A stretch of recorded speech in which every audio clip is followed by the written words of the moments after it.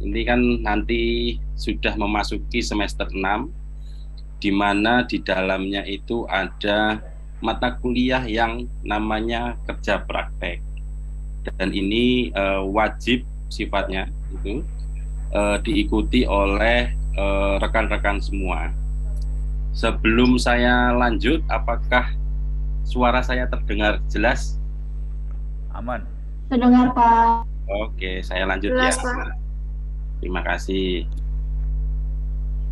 Oke, intinya di beberapa kampus atau perguruan tinggi saat ini kan memang sering melakukan mungkin MBKM atau kampus merdeka.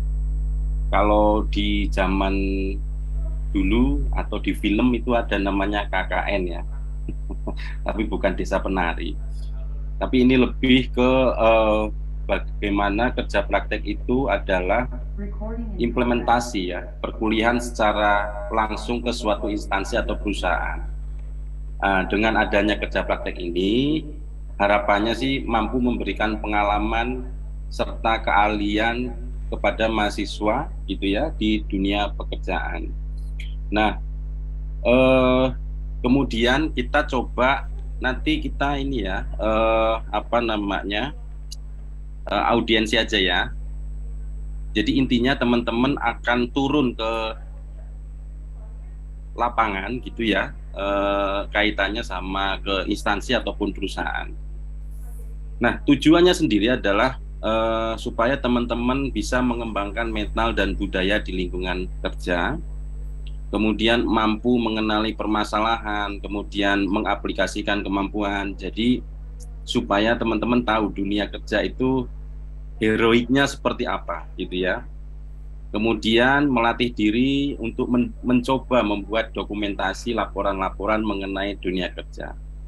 Nah, yang tidak kalah penting adalah sebagai embrio skripsi.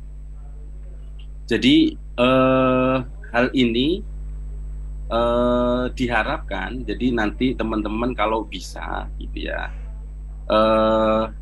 ini juga merujuk ke nomor 5 ya, output harus sesuai dengan konsentrasi studi mahasiswa.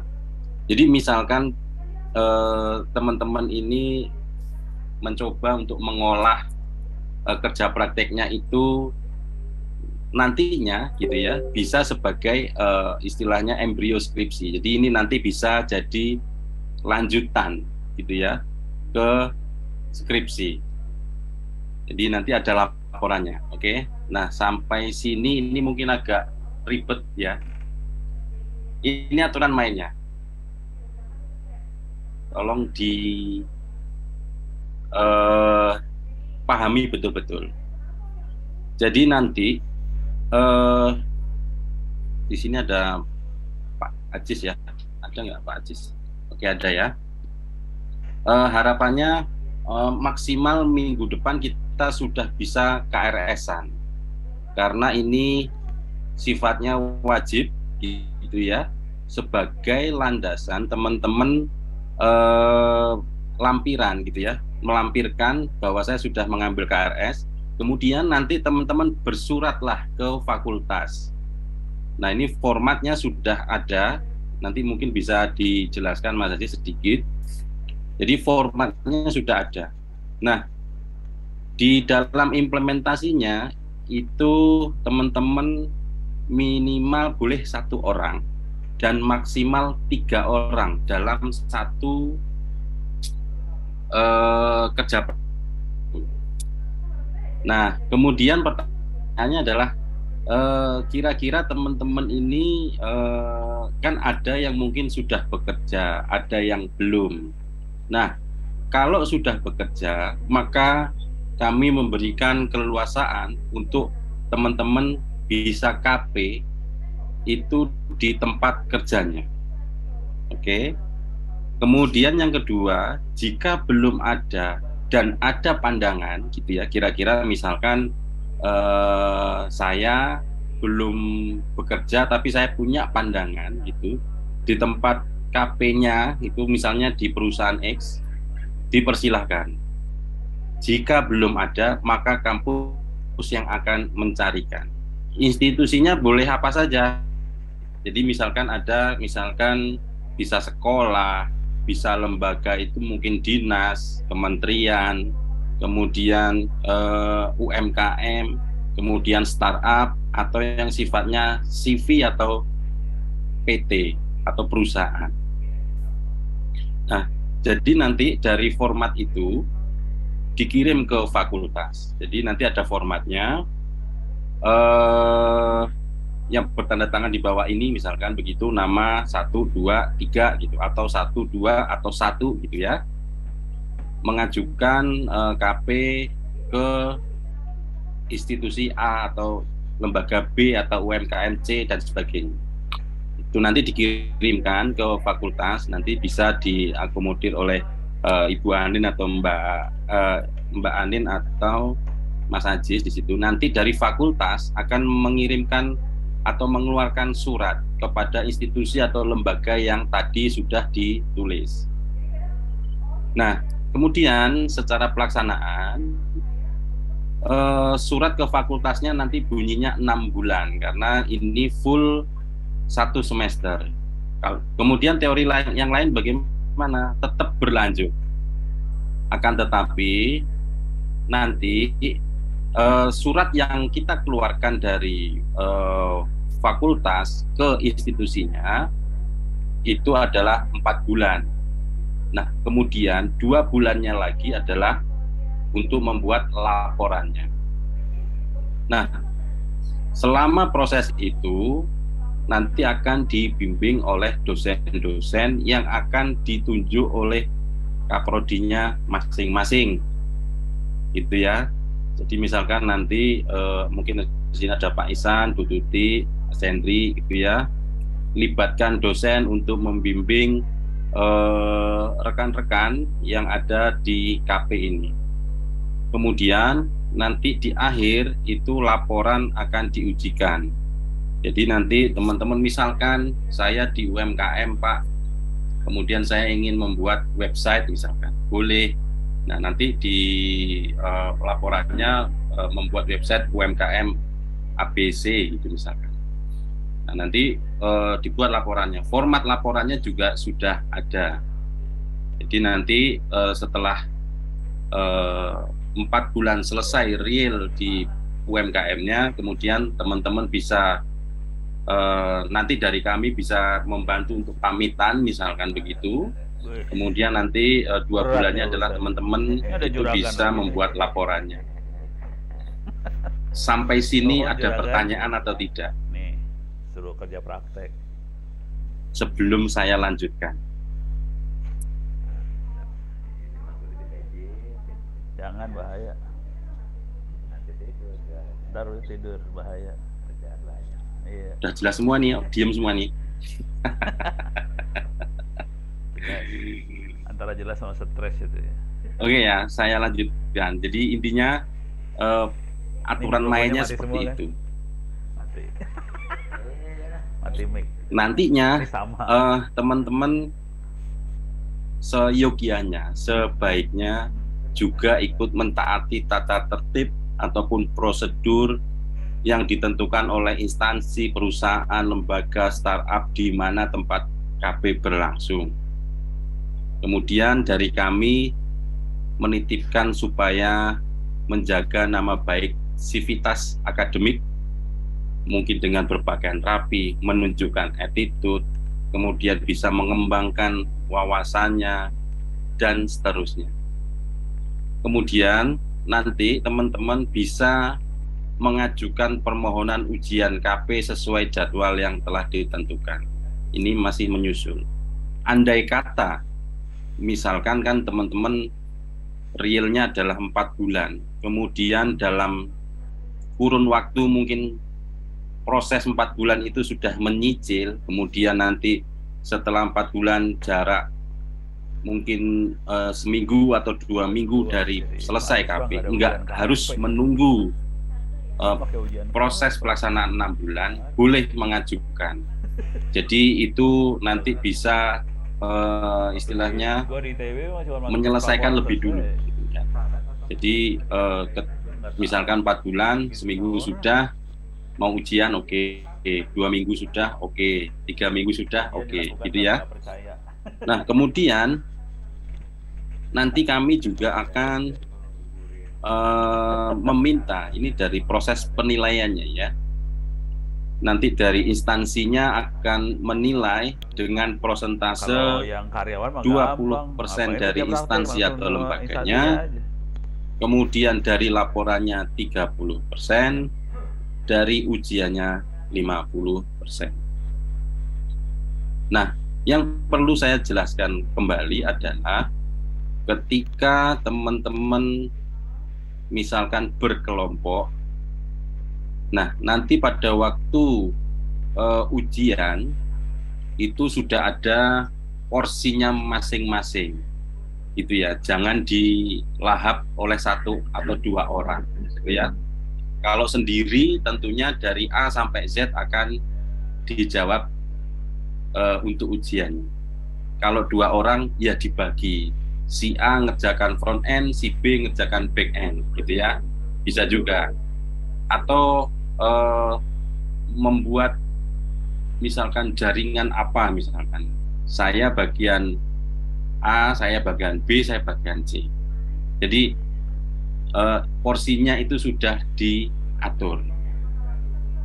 Karena nanti supaya di proses penilaian itu supaya berimbang dan saling melengkapi.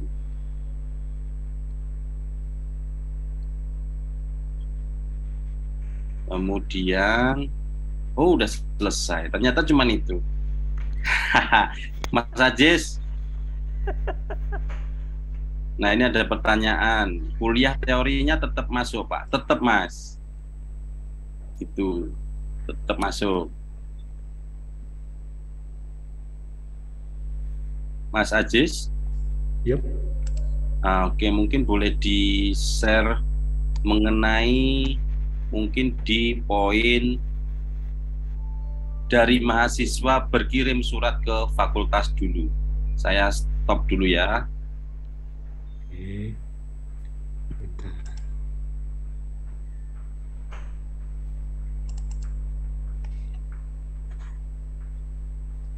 Nah, ini ya. Udah kelihatan belum ya? Sudah, Mas. Ini nanti yang perlu disiapkan oleh mahasiswa, surat pengantar kerja prakteknya. Formatnya sudah ada, nanti menyesuaikan saja ya. Tanggalnya berapa, seperti biasa, ditujukannya ke dekan. Nah, nanti ditulis nih nama mahasiswa dan NIM-nya. Nah, kalau misalnya dia sendiri berdua atau bertiga, nah, sisanya itu nanti bertiga ditulis di bawahnya yang ada di tabel ini. Ya, kalau bunyinya sih seperti biasa ya, mengeluarkan surat pengantar, nanti mengikuti saja dari tanggal sekian sampai tanggal sekian. Nah, nanti tinggal dipilih. Adapun lembaga, instansi, perusahaan atau apapun itu bentuknya yang tadi ada di slide ya, dituju adalah, nah, silakan dituliskan namanya dan alamat lengkapnya. Ya, daftar pesertanya juga seperti itu saya bilang. Jangan lupa dilampirkan di sini, baik sendiri, berdua, atau bertiga. Nah, nanti lampirannya adalah KRS. Nah, KRS ini mungkin nanti akan didulukan ya Mas Agung ya, untuk yang semester 6, ya, supaya bisa lebih cepat. Di dalam minggu depan, mudah-mudahan udah bisa semua. Lalu nanti tinggal ditandatangan, ya pasti Kaprodinya udah tahu semua ya, silahkan dituliskan beserta NIDN-nya, tuliskan juga nama mahasiswa dan NIM-nya. Nama mahasiswa yang ini ya, yang walaupun dia bertiga, tapi ada satu penanggung jawabnya yang merequest suratnya. Sebenarnya nggak ada sih, nggak ada. Ya, Daripada anak lulus. Nah, saya di sini siapa ya? Intan misalnya. Intan dia mau bertiga dengan Kamal dan Firly. Sudah di sini ditulis Intan, yang duanya Kamal, yang ketiganya Firly. Nah, nanti nama mahasiswanya yang nama mahasiswa satu yang sesuai ada di sini, Intannya sebagai penanggung jawabnya di surat pengantar kerja prakteknya. Ya, kira-kira seperti itu nanti untuk surat pengantar. Cukup menyesuaikan saja dari format yang ada. Parahnya sebenarnya. Ya. Ini mah dia ngomongin masalah Pasti mudah lah ya untuk membuat seperti ini. Kalau Ono kan udah filosofi. Oke, lalu sebentar. Kalau Ono mau udah apa ya? Ini udah kelihatan. Nah, ini untuk kartu bimbingan dengan dosen pembimbing yang nanti akan ditunjuk oleh Kaprodi. Ya, ini kartu bimbingannya. Tinggal diisikan namanya siapa, NIM-nya berapa, nama dosen pembimbingnya siapa, lalu judul laporan kerja prakteknya apa, ya, pertemuannya kapan saja, tanggal berapa, materi tentang apa yang sedang dibimbing itu, dan tanda tangannya. Ya, ini kalau sudah selesai nanti semua tinggal ditandai, dan kayak tadi juga tuliskan nama Kaprodinya, NIDN-nya, dan nggak lupa disetujui dan ditandatangani oleh dosen pembimbingnya masing-masing. Level itu kalau saya, lu buat survive ke depan lu harus ini serius, kalau nggak lu mampus aja lu. Nah, nanti format ini akan kalau akan di-share. Dia levelnya level yang ini dia. Biarin aja. Lalu kan ada orang yang memang ngurusin yang ginian ya. Kalau no ngurusnya beda lagi, mikirnya udah lain banget. Nah, ini kan udah format laporan kerja praktek. Udah kelihatan yang ini? Dan ini kira-kira panduan penulisannya ya.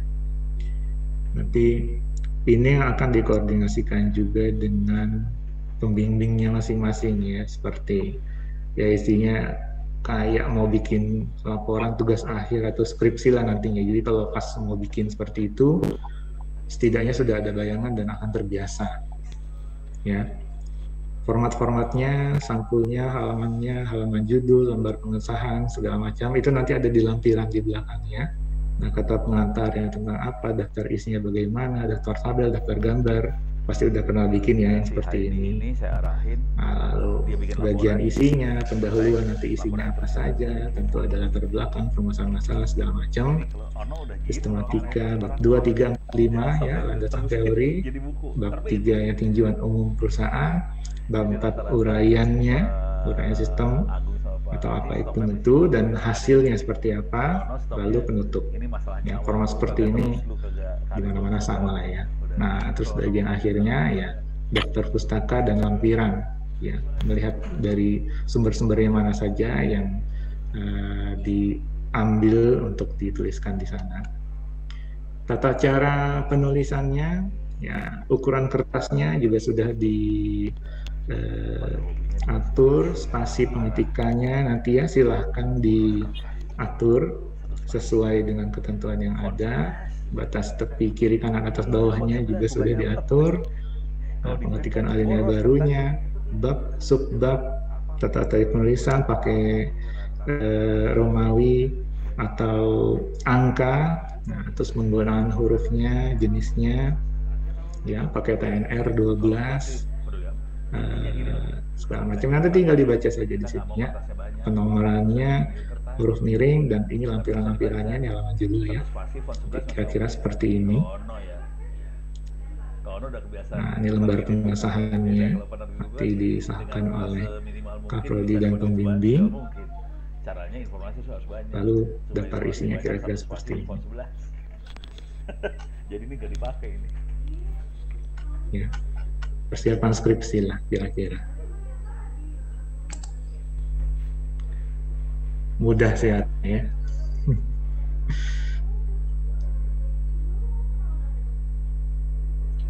Apalagi kira-kira ya, Pak Agung?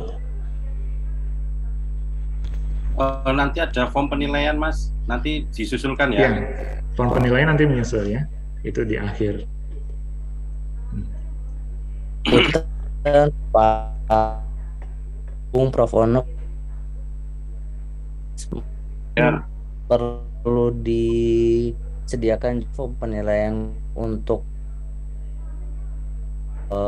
ke perusahaannya ya, ke company atau instansi. Kemungkinan ada itu formatnya belum ketemu. Oke, saya coba untuk jawab beberapa pertanyaan dari Mas Osama ya. Maaf Pak, izin bertanya mengenai jika belum ada instansi tapi sudah berjalan masa KP. Jika telat bagaimana? Ya, jika telat nanti ya nunggu selanjutnya nanti semester selanjutnya gitu ngambil KP. Itu ya. Mas Fajar, untuk kelas karyawan semester 6 apakah harus mengikuti program ini? Wajib, ini untuk reguler dan karyawan, sifatnya wajib. Ya. Terus Mas Wahyu, ini direkod, oke, nanti kita upload ke YouTube. Ini Mas Adit, ya, untuk jika instansi ada satu kelompok 3 orang tapi berbeda prodi, apakah boleh satu file pengambilan surat KP? Boleh, boleh Mas, nanti tinggal diatur teknisnya di kami untuk proses ya. Boleh. Misalkan SI 2 orang, IF 1 orang, atau SI, TI, IF, boleh. Itu ya. Yang penting tadi prosedurnya adalah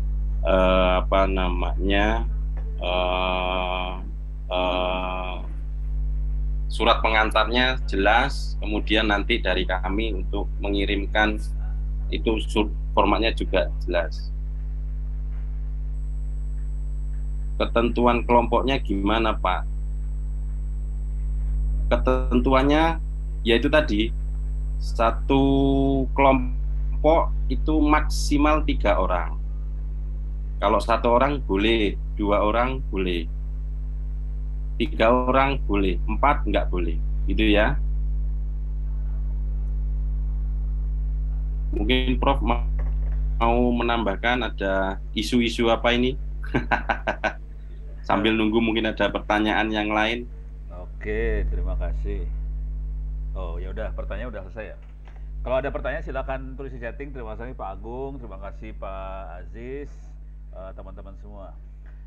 Saya kasih cerita beneran ya. Oke. Intinya gini deh. Jangan anggap remeh KP lah, kira-kira kayak gitu. Ini jujur, ini cerita anak saya sendiri. Anaknya Ono lulus dari BINUS, cari kerja nggak dapat kerja, akhirnya dia magang, dia KP lagi 1,5 tahun lamanya, 1,5 tahun magang. Kalau ini kan KP cuma 4 bulan ya.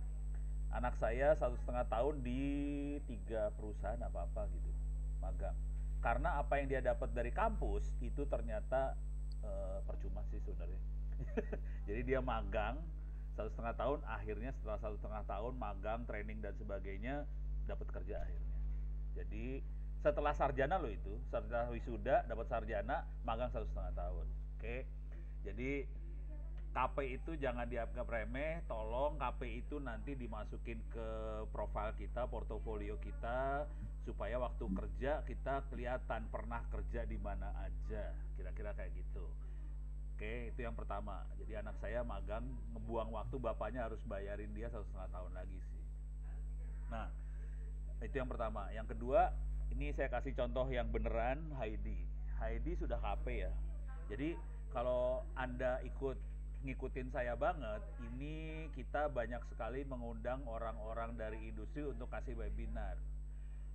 Besok tanggal 9 dari Pakis, Pak Johannes dan teman-temannya ngomong. Sebelumnya ada banyak lah dari perusahaan mana segala macam. Tolong orang-orang itu dideketin sih sebenarnya. Jadi si narasumber webinar itu deketin, kontak-kontak sama mereka. Ujungnya bisa nggak saya KP di tempat Anda? Kalau kita harus bisa ngukur diri sendiri ya, kira-kira kemampuan saya cukup nggak untuk bisa di situ.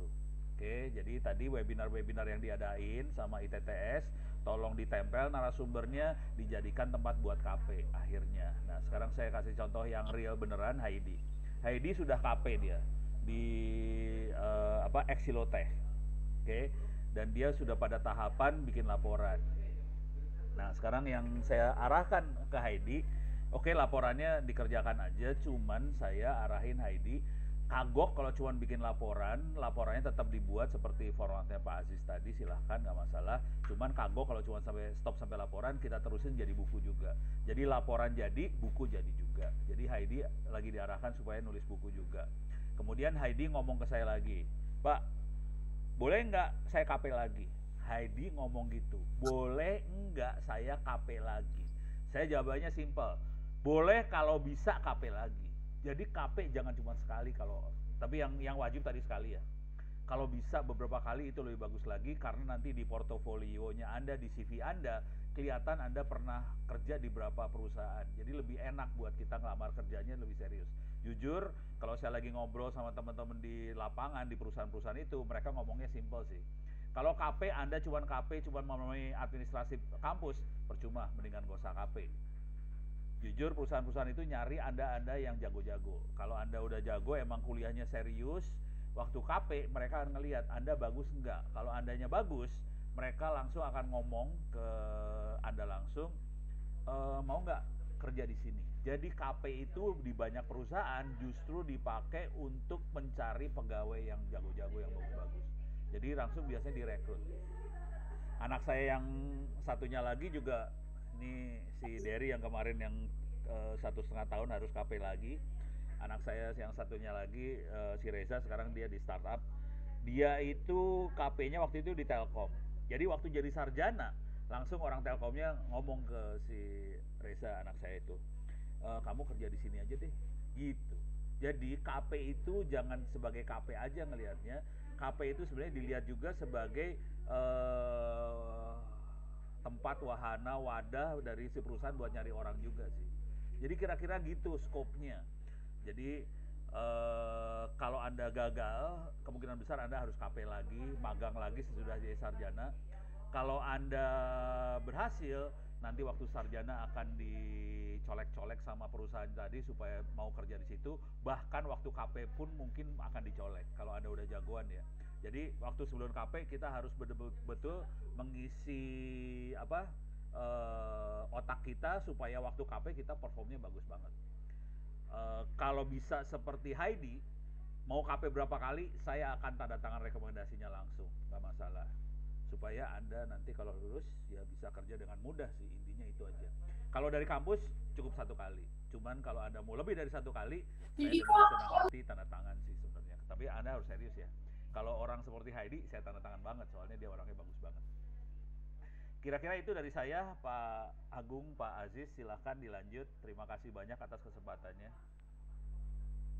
Oke, terima kasih, Prof. Ini ada pertanyaan dari Putri nih.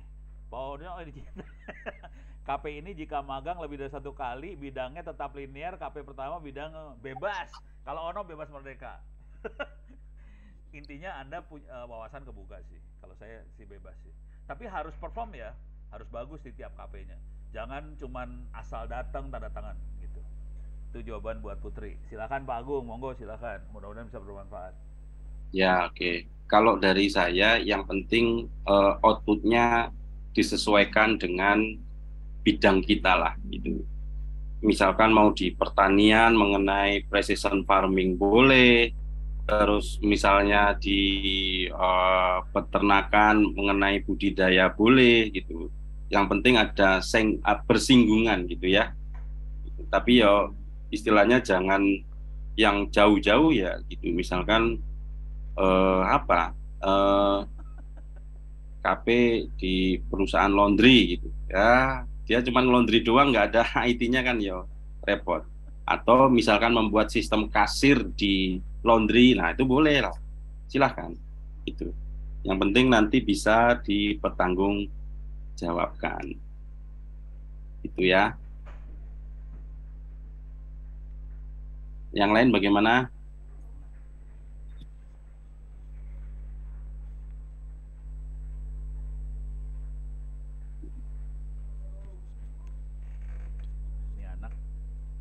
Pak Nanang mungkin mau menambahkan. Si Putri anak bagus juga. Pak Toifur. Si Ono mah kenal anak-anaknya. Udah banyak sih tadi tuh. Ininya outputnya itu aja. Ya pengalaman kita beberapa banyak ya, ada dari perusahaan-perusahaan yang juga ada dari beberapa kampus yang juga pernah KP di tempat kita yang mereka menghasilkan intinya itu. Nah, dari situ biasanya perusahaan akan melihat tadi seperti yang disampaikan sama Prof. Wono itu.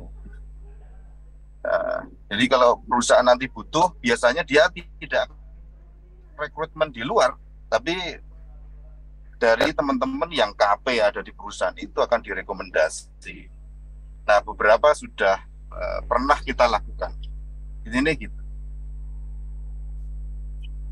Ya.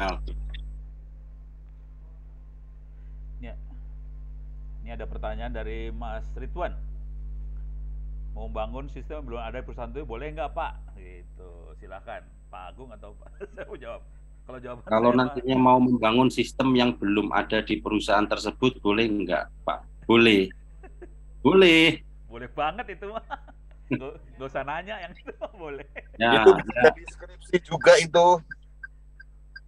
Misalkan di perusahaan startup itu belum ada sistem kepegawaian atau belum ada sistem penggajian atau belum ada sistem human resource misalkan atau belum ada sistem monitoring project atau apa gitu. Monggo aja Mas Ridwan, silahkan. Mungkin saya kasih buka wawasan dikit lagi ya. Jadi Republik ini ada yang namanya Sistem Pemerintahan Berbasis Elektronik atau SPBE. Oke. Yang tanda tangan waktu itu tahun 2018 Presiden Jokowi dan sudah habis 2022 ini. Dan ini Bappenas sama Menpan RB sedang melakukan evaluasi supaya presiden yang selanjutnya 2024 akan meneruskan namanya SPBE. Nah ini kalau ngomong belak-belakan, buka-bukaan, kita butuh banget orang-orang yang bisa ngerti sistem-sistem yang seperti itu, sistem pemerintahan berbasis elektronik. Apakah itu nanti sebenarnya Pak Heru yang dari Excelotech pernah nerangin sih kalau Anda pernah ikut atau lihat nanti rekaman webinarnya dari Excelotech, dia itu yang dia terangin keren banget, itu namanya proses mining dan itu tracking banget tentang bisnis proses, bisa perusahaan, bisa kementerian lembaga ya. Tolong itu hari ini ada ratusan kementerian lembaga, mungkin 700-an total ya, sama kabupaten kota. Itu butuh banget orang dan mereka nggak punya kemampuan seperti itu. Jadi kalau ada orang IT dan bisa bikin sistem yang itu, bisa bisnis proses, bisa tadi HRD apa segala macam, tapi yang berat banget bisnis proses sih. Kalau bisa sampai level itu dicari banget orangnya sih. Gitu. Jadi yang Mas Ridwan kalau bikin ini kita lagi butuh orang banyak sih hari ini. Gitu. Pak Agung silakan. Ya, terima kasih Prof. Kalau dulu kalau di luar negeri nggak ada KP ya Prof? Ada magang ada, jangan khawatir. Oh magang ada ya? Ya ada ya. Lagi. Ada. Saya kira di Kanada nggak ada KP. Ada, ngaco. Ada lah. Cuma namanya bukan KP. Ayo yang lain ada pertanyaan nggak? Jadi mungkin saya ulangi sedikit lagi gitu ya. Jadi kita akan siapkan KRS minggu ini, nanti minggu depan bisa diambil. Kemudian nanti silahkan bersurat ke fakultas. Nanti linknya kita bagi ke grup lah, ke Telegram gitu ya. Nanti biar di-download teman-teman, kemudian nanti silakan dilampirkan, ditandatangan. Mungkin kemudian kalau yang jauh boleh di-scan gitu ya, yang bagus ya, gitu karena nanti buat laporan akreditasi nih, kalau nggak repot. Kemudian nanti kita akan mengirimkan surat gitu ya, untuk diberikan kepada institusi atau lembaganya ya. Kalau memang formal kita akan datang gitu ya untuk ke institusinya. Kemudian nanti perlu disampaikan kan adalah 4 bulan, gitu ya. 4 bulan ngitungnya dari kapan? Dari 27 Februari, hari H kita pertama berkuliah, ya. Nah, kemudian nanti selesai 4 bulan kemudian dan 2 bulannya untuk bikin laporan, ya. Kemudian nanti kalau yang sudah istilahnya sambil KP menyusun laporan, kemudian nanti kita ujikan di mungkin bisa berbarengan dengan UAS, mungkin lebih cepat atau sebelum UAS itu juga bisa, gitu ya.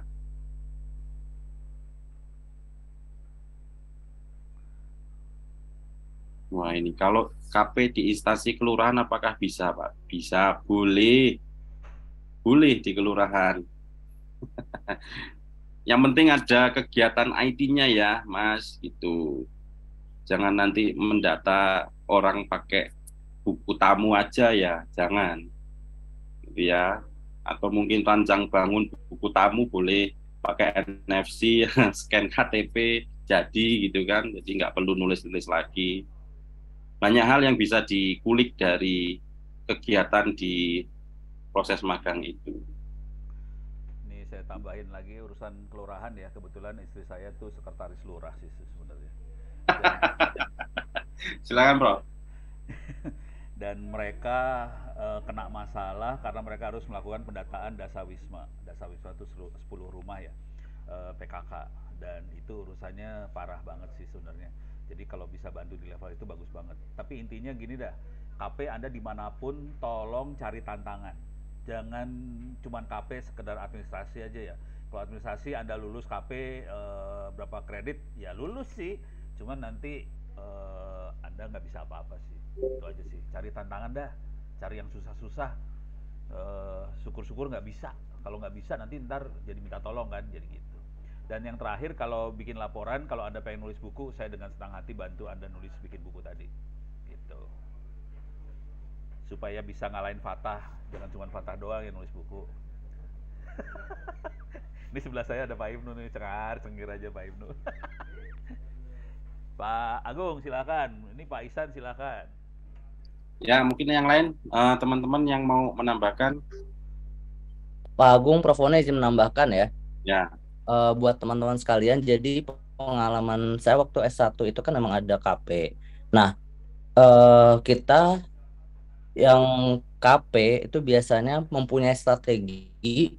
KP itu punya jenjang yang lebih panjang. Jadi KP itu ibaratnya setengah dari skripsi, kemudian setengahnya lagi dijadikan skripsi. Jadi kalau bisa adalah ketika kalian ingin membuat sesuatu gitu ya, tadi mungkin Mas Ridwan bilang ingin membuat sistem dan menambahkan kata Prof. Ono, kalau KP itu cari untuk tantangan, kalau bisa memang kita sudah punya roadmap ya gitu kan, atau timeline di mana KP yang kita kerjakan atau yang kita buat itu bisa sekaligus dikembangkan menjadi sebuah tugas akhir atau skripsi.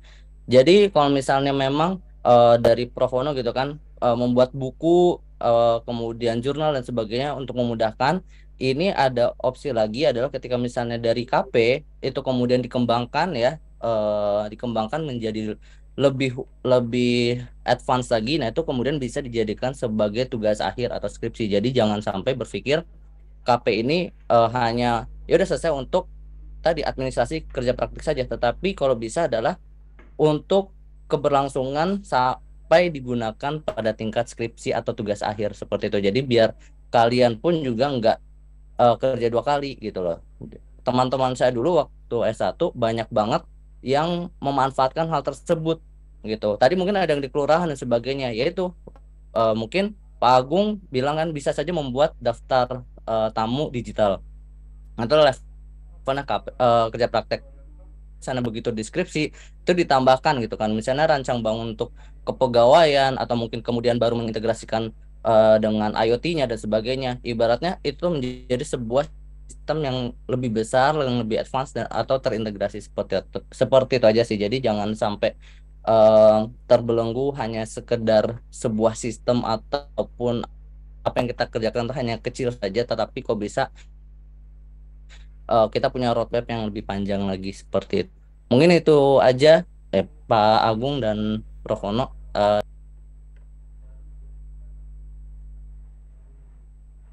Ya, oke. Makasih Mas Isan. Jadi memang seperti yang saya sampaikan di tujuan awal itu, banyak ini bisa jadi embrio skripsi ya. Sehingga nanti bagi teman-teman yang misalkan kemarin kan sebetulnya skripsi itu bisa ditempuh beberapa case ya mengenai publikasi jurnal ilmiah, pembuatan buku, kemudian ada aplikasi yang mungkin sudah di-download sekian ribu orang dan sebagainya. Nah, terus bagi teman-teman yang istilahnya belum mampu ke sana, maka harus menempuh jalur skripsi. Nah, mungkin juga teman-teman yang kaitannya sudah menulis buku dan sebagainya, tetap dituliskan dalam bentuk skripsi, itu tinggal nanti ujiannya sudah pasti diluluskan, gitu ya.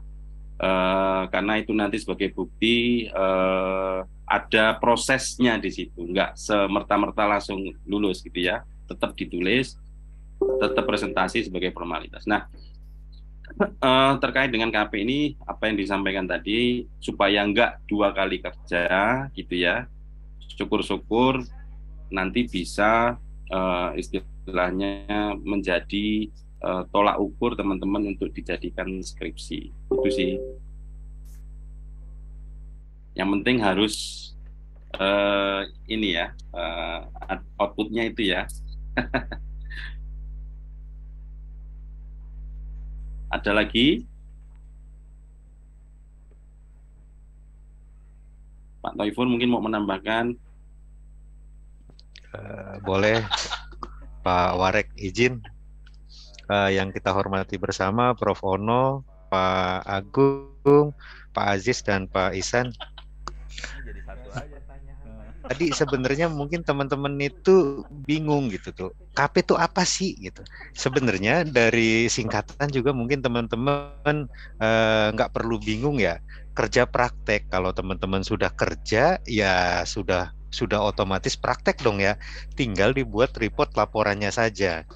Hanya saja biasa itu apakah memang kita harus keluarannya sistem, kita buat aplikasi atau seperti apa.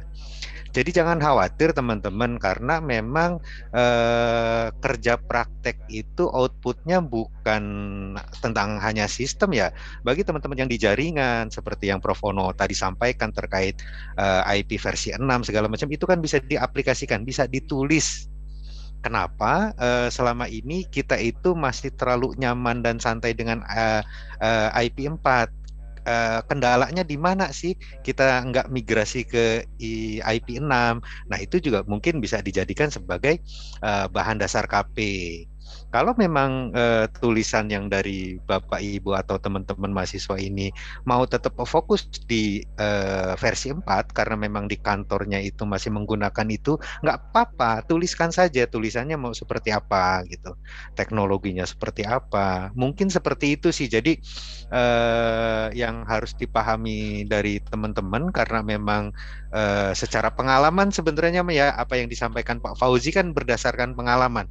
Jadi kebetulan kita lebih dulu pernah mengalami KP gitu tuh. Nah, bagi teman-teman sebenarnya sudah memasuki di dunia kerja itu tinggal menulis saja. Outputnya nggak harus aplikasi atau sistem. Boleh juga dengan ya kalau yang di jaringan ya jaringan, boleh. Mungkin seperti itu Pak Agung. Terima kasih. Mantap sekali. Mantap. Paling bisa kalau memuji. Siap. Perintah. Ya. Oke, gitu ya teman-teman. Ada pertanyaan lainnya kah? Atau masih membingungkan kah? Ini tadi ada yang japri ke saya. Tadi sudah disampaikan, mungkin terlambat ya dari Mas Satria. Pak, kalau kita sudah bekerja bagaimana? Ya di tempat kerjanya saja, nanti kita nanti teman-teman silakan bersurat ke kami, nanti kami akan membalas ditujukan kepada mungkin direktur atau HRD yang ada di sana. Terus kemudian apakah nanti kampus bisa menghubungi, apakah perusahaan bisa menghubungi kampus? Bisa saja gitu ya, untuk koordinasi atau bahkan nanti ada dosen pembimbing ya di situ, boleh disampaikan. Nah, untuk suratnya boleh dikirimkan via email, boleh. Yang penting di-scan bagus ya.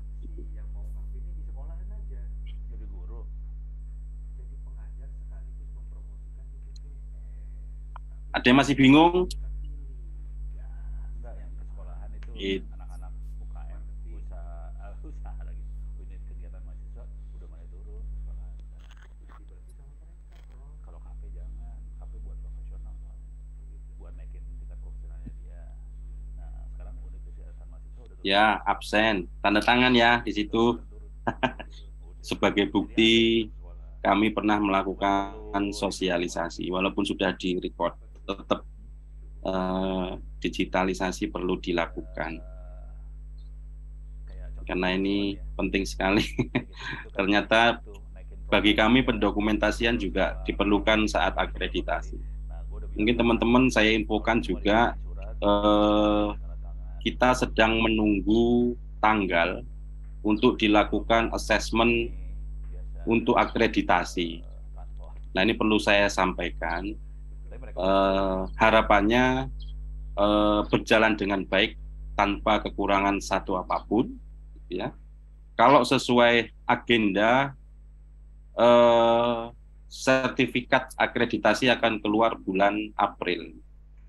Nah, ini Februari Maret ini kita sedang menunggu tanggal untuk didatangi lah istilahnya oleh namanya lembaganya LAM Infocom atau BAN PT gitu ya, untuk ke kampus untuk melihat kesesuaian pembelajaran dan sebagainya.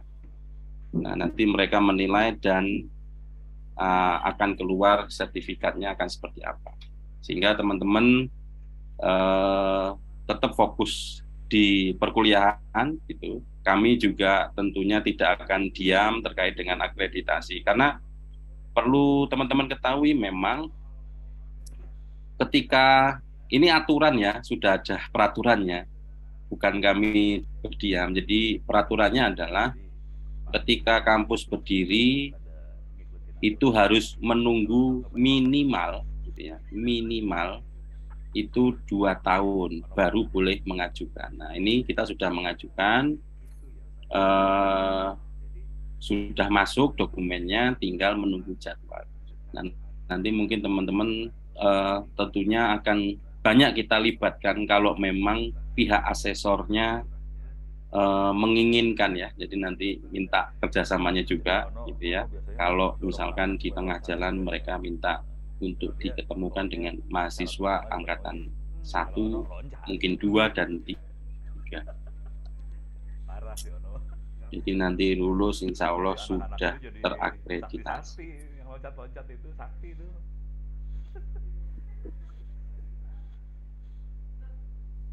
Gimana? Ada pertanyaan kah? Udah habis tuh. Amin, udah amin itu. Mantap. Sudah mantap dan amin. Kalau kita tunggu sampai jam 11 ya, masih ada sekitar 4 menit lah. Jangan malu-malu nanti loh, ditinggalin sama mantannya. Enggak. Gian.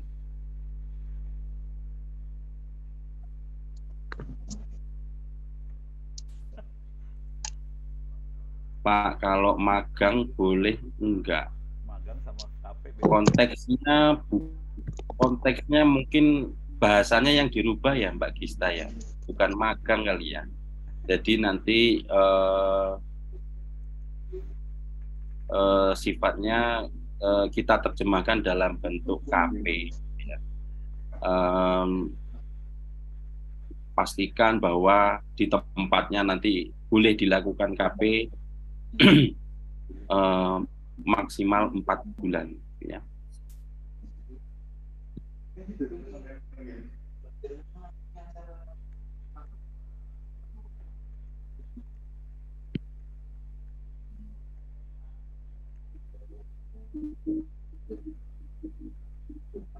Cukup?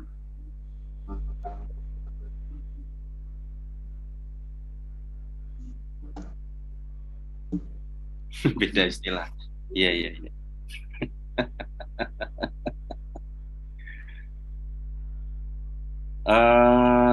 Jangan takut untuk komunikasi dengan kami.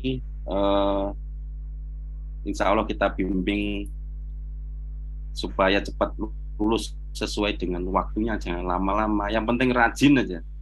Pak Gitu. Agung, punten Ya. ini ada nanya Pak terkait dosen pembimbing nanti mahasiswa seperti apa Pak? Sorry Mas, Mereka putus-putus. memilih atau nanti akan dipilihkan oleh halo Pak, tes kedengaran Pak? Dengeran. Oke.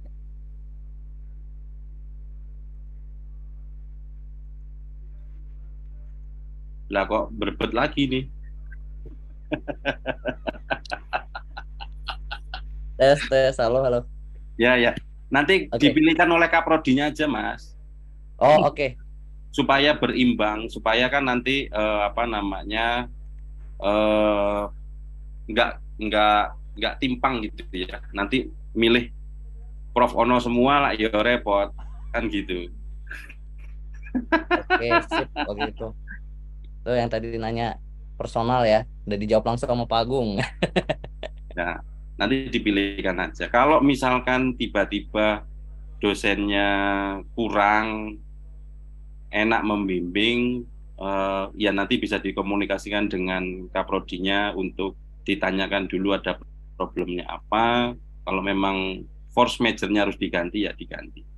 Nanti itu kan bagian dari audit ya, audit mutu internalnya nanti supaya bisa jadi bahan evaluasi ke dosen.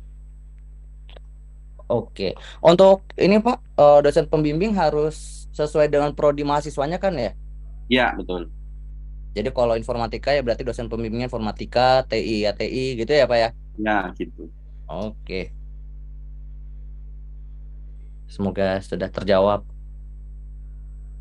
Terima kasih Pak Agung. Ya, saya jawab dulu ini dari Mas Nana. Buat kalau mau KP yang kedua itu waktunya setelah laporan KP yang pertama selesai apa habis itu lulus Pak? Apa ini maksudnya gimana nih? Bahasanya KP-nya 2 susah kali sekali. kayaknya. KP kan cuma sekali, yang wajib 1 kali. Oh, KP-nya sekali Mas. Itu. Kalau rajin kayak Heidi boleh berkali-kali. Kalau mau rajin. Ono dukung yang berkali-kali, jangan khawatir. Dengan senang hati saya dukung. Yang wajib 1 kali doang, tapi kalau mau lebih ya aku Ono langsung turun. Mungkin kalau yang kedua itu maksudnya nggak usah ditulis laporan ya Pak ya? Nggak usah. Jadi yang memang officialnya adalah satu, tapi kalau mau 2 kali silakan gitu. Soalnya ya yang ngerasain banyak perusahaan gitu ya. Oh gitu maksudnya supaya di portofolionya pas lulus jadi keren banget itu sih. Ya kalau Ono dengan senang hati mendukung lah. Ya siap. Ya kalau dari internal institusi yang dibutuhkan hanya 1 kali KP gitu ya. Kemudian nanti 1 kali ujian dan laporannya. Putri, Kaprodi TI yang sekarang siapa Pak? Saat ini dipegang Mas Cendri ya, Pak Cendri. Sekarang lagi ke sekolah apa ya? SMK 6 kalau nggak salah.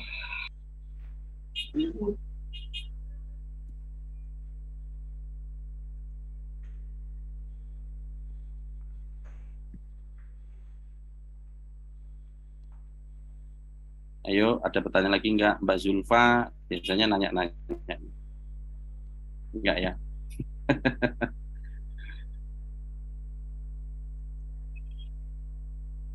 Oke. apa ini? Nah, iya Pak, niatnya gitu Pak, malah Persib biar di CV-nya bagus Pak setelah boleh silakan. Gitu ya. Saya kira begitu. Terima kasih Prof. Ono, Pak Toibur, Mas Ajis, Mas Isan, Pak Nanang, rekan-rekan semua yang tidak bisa saya sebutkan satu persatu. Kalau masih bingung, nanti silakan chat ke saya 24 jam kali 7, insya Allah siap.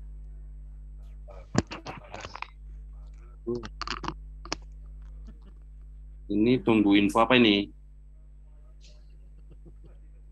Oh ya, itu tadi ya. Pertama kita mau minggu ini persiapkan dulu KRS-nya, kemudian nanti sambil paralel nanti biar masing-masing kaprodi untuk menyiapkan dosen pembimbingnya, gitu ya. Jadi KRS-an dulu, berkirim surat, nanti kita membalas, kemudian nanti dari situ nanti akan keluar dospemnya siapa, gitu ya. Lalu kemudian nanti bisa dijalankan start di tanggal 27 Februari. Kita semester genap mulai 27 Februari. Begitu ya Mas Ajis ya? 27 ya? Ya, betul. Ya, 27 Februari. Ya. Ya, mungkin ini yang disegerakan yang teman-teman angkatan 1 ini untuk KRS-nya supaya nanti prosesnya biar berjalan sesuai waktu karena kurang dari 1 bulan. Gitu, oke. Kurang lebihnya mohon maaf. Saya akhiri. Assalamualaikum warahmatullahi wabarakatuh. Waalaikumsalam. Terima kasih Pak. Ya, siap.